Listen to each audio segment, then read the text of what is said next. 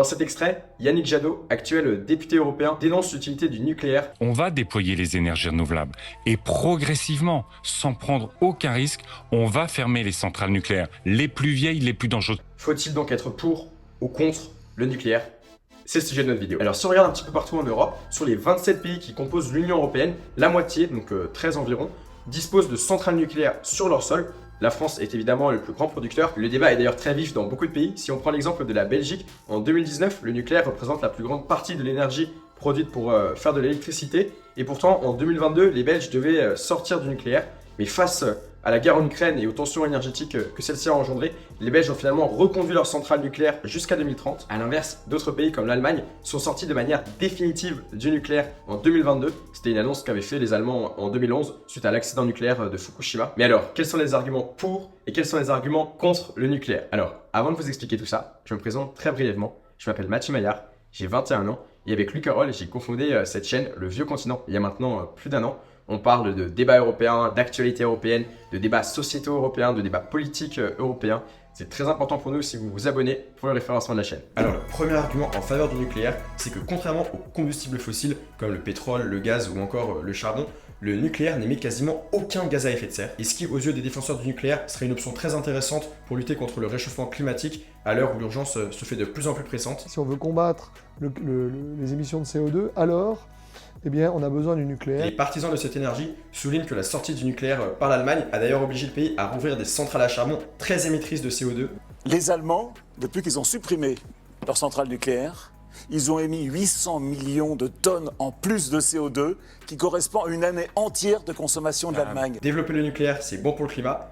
Et d'ailleurs, on peut noter qu'en juillet dernier, le Parlement européen, après de longs débats, a inscrit le nucléaire au titre des activités vertes non émettrices de gaz à effet de serre. Une centrale à charbon, c'est 1000 grammes de CO2 par kilowattheure, et le nucléaire français, c'est 4 grammes. Le deuxième argument pour le nucléaire, c'est que ça permet de fournir une très grosse quantité d'énergie. En fait, les centrales nucléaires, elles permettent de fournir de l'électricité de manière constante et fiable. Ce n'est pas une énergie intermittente, contrairement à ce que peut être l'éolien ou encore le solaire. Et quand il n'y a pas de vent, on fait comment? Quand il n'y a pas de vent et de soleil, on fait quoi la nuit? Comment est-ce qu'on fait? Dis-moi. Il faut d'ailleurs rappeler que la demande en énergie est aujourd'hui toujours plus forte à travers le monde et que le nucléaire permettrait du coup de répondre à cette demande. En effet, la consommation d'énergie ne cesse d'augmenter au fil des ans, surtout depuis la révolution industrielle du 19e siècle, et elle devrait continuer à augmenter. Entre aujourd'hui et 2050, il nous faudra 15 fois plus d'électricité pour les besoins de transport. Donc on parle d'un truc qu'on n'a jamais connu, donc il faudra tout. Et pour cela, disposer d'une énergie qui est constante et qui n'est pas intermittente, contrairement aux énergies renouvelables, serait une chance. Et d'après Révolution énergétique, il faudra environ 300 éoliennes pour produire ce que permet d'avoir une centrale nucléaire. Le troisième argument pour le nucléaire, c'est que ça permettrait d'avoir une quasi-indépendance énergétique. En effet, le seul matériau qu'il est nécessaire d'importer pour produire de l'énergie nucléaire, c'est l'uranium. Tout le reste peut se trouver en France. Et comme je vous le disais en introduction, le nucléaire représente déjà près de 70% de la production d'électricité en France. Le président de la République, Emmanuel Macron, compte développer de nouvelles centrales nucléaires, et particulièrement des EPR2. Il devrait y avoir entre 6 et 14 réacteurs qui devraient être construits dans les années à venir pour assurer une quasi-indépendance énergétique à la France en 2050. Et ça, c'est un argument qui est beaucoup repris par les partisans du nucléaire pour montrer que cette énergie permettrait de disposer d'une totale indépendance énergétique. Le quatrième argument pour le nucléaire, c'est que c'est en fait une énergie qui est très créatrice d'emplois. Aujourd'hui, il y a environ 220 000 personnes qui travaillent dans le domaine du nucléaire et la filière a d'ailleurs annoncé que d'ici 10 ans, il y aurait 100 000 nouveaux emplois qui seraient créés. Vouloir la faire disparaître du jour au lendemain, c'est créer des milliers de chômeurs sur le territoire français. Le cinquième argument pour l'énergie nucléaire, c'est qu'il prend beaucoup moins de place que les énergies renouvelables. En fait, les centrales nucléaires occupent généralement moins d'espace que les énergies renouvelables pour produire la même quantité d'énergie. Et du coup, dans les régions où l'espace est très limité, ça serait un avantage d'avoir du nucléaire. Et d'ailleurs, d'après Jean-Marc Jancovici, il faudrait couvrir 25 000 km² en éolienne pour produire l'électricité dont a besoin la France. Ça correspondra à environ 5% de la superficie de notre pays. Le sixième argument pour, c'est que ça permettrait d'avoir une des énergies les moins chères d'Europe. En effet, si on regarde un peu dans les autres pays d'Europe de l'Ouest, les Français sont ceux qui ont la facture d'électricité la moins élevée. Le prix est toutefois assez élevé en France puisqu'il reste fixé sur le marché européen de l'électricité, qui suscite d'ailleurs de nombreuses critiques de la part de politiciens de tous bords qui veulent que la France sorte du marché européen de l'électricité. D'ailleurs, dites-nous si une vidéo sur le sujet vous intéresserait. Enfin, le dernier argument pour le nucléaire, c'est que ça serait une énergie qui ne serait pas dangereuse. En effet, d'après une étude de l'université d'Oxford qui date de 2010, la production d'1 TWh d'électricité dans le cadre d'un réacteur nucléaire engendrerait en moyenne 0,07 morts par an. Pour la même quantité d'énergie produite, il y a environ 18 morts pour le pétrole et 24 pour le charbon. En fait, les défenseurs du nucléaire mettent en avant qu'il s'agit d'une des énergies les plus sûres au monde Ils estiment que la peur du nucléaire est surévaluée par rapport au nombre de morts qu'elle produit. Les déchets nucléaires font plus peur à la population que, tenez-vous bien, les accidents de la route, que les accidents domestiques. Les accidents domestiques, c'est 20 000 morts par an. Les déchets nucléaires, c'est 0. Alors cette grande peur du nucléaire, elle est souvent comparée avec celle de l'avion, puisque généralement, on a davantage plus peur de prendre l'avion que de prendre la voiture. Or, si on regarde les chiffres, il y a une énorme différence entre le nombre de morts en voiture et le nombre de morts en avion. Et pour les partisans du nucléaire, ça sera un peu la même chose avec cette énergie.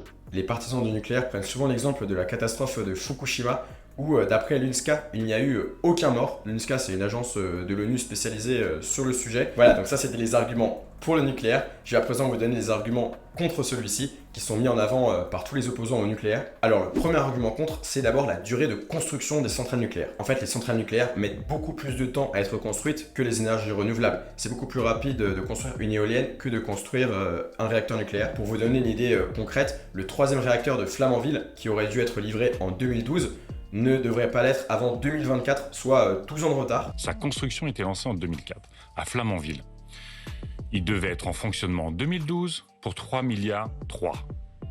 On est en 2022, avant des années, il ne sera pas mis en fonctionnement. C'est pourquoi les opposants au nucléaire estiment qu'il est plus rapide et plus efficace d'installer des éoliennes. Le deuxième argument contre le nucléaire, c'est les coûts très élevés de cette énergie. En effet, pour construire une centrale, pour la maintenir ou encore pour la démanteler, ça nécessite quand même beaucoup d'argent. Et les projets d'ailleurs de construction de réacteurs nucléaires dépassent souvent les objectifs initiaux. Pour vous donner un exemple très concret, la centrale de Flamanville dont je vous parlais juste avant, la Cour des comptes avait estimé qu'elle allait coûter environ 3 milliards d'euros. Aujourd'hui, ce chiffre s'élève à 20 milliards. On a un EPR qui est en construction à Flamanville, ok ?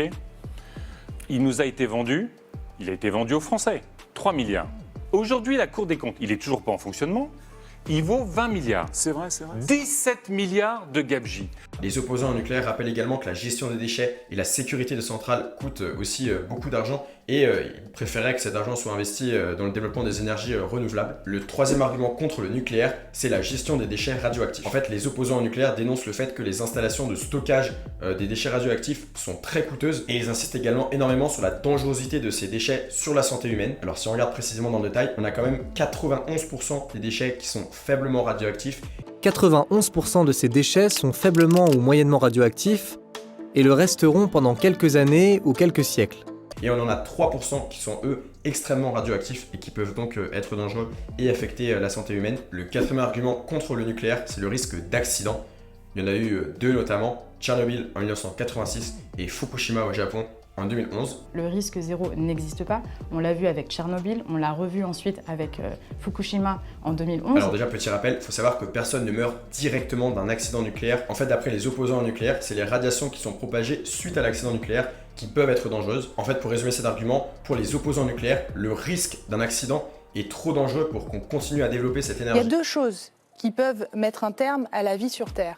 Le réchauffement climatique et le nucléaire. Si on regarde l'étude de l'UNSCA dont je vous parlais précédemment dans les arguments pour, on voit qu'à Tchernobyl, il y a eu environ 43 personnes qui sont décédées suite à l'accident nucléaire. Le cinquième argument contre le nucléaire, c'est que ça pourrait engendrer le développement de l'arme nucléaire. En effet, les technologies sont un peu similaires, donc quand on développe une centrale nucléaire, on pourrait ensuite pouvoir disposer de l'arme nucléaire. Et donc pour les opposants au nucléaire, ça pourrait créer un grand danger, puisqu'un plus grand nombre de pays disposeraient de la bombe atomique. Alors argument à nuancer un tout petit peu, puisqu'on observe qu'il y a quand même des pays qui n'ont pas de centrale nucléaire, mais qui disposent de l'arme nucléaire. C'est par exemple le cas de l'Afrique du Sud, de l'Irak ou encore d'Israël. Le sixième argument contre le nucléaire, c'est que certaines ressources pour le fabriquer sont limitées. Je vous parlais tout à l'heure de l'uranium, qui était le matériau qu'on devait importer pour pouvoir produire du nucléaire sur notre pays. Et bien en fait, on pourrait à terme avoir des difficultés d'approvisionnement de l'uranium. En gros, pour vous donner une idée, en France, on a besoin environ entre 8000 et 9000 tonnes d'uranium par an pour pouvoir alimenter nos 56 réacteurs nucléaires.